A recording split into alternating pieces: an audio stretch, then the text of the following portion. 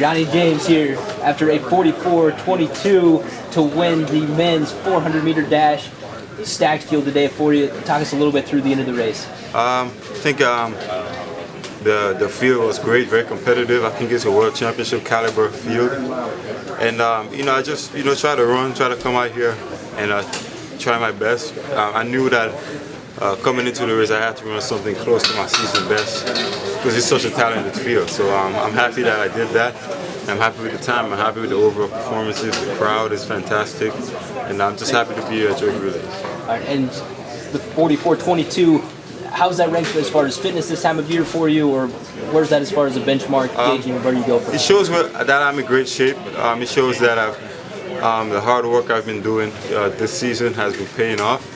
So, but you still can't take anything for granted.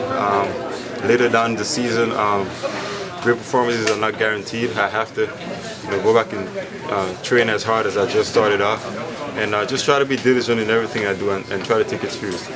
Okay. And you say you got a Diamond League meet coming up. Where's that at? Yeah, that's going to be in Shanghai. I think May 17th. I think it's around that weekend. So I'm going to go back.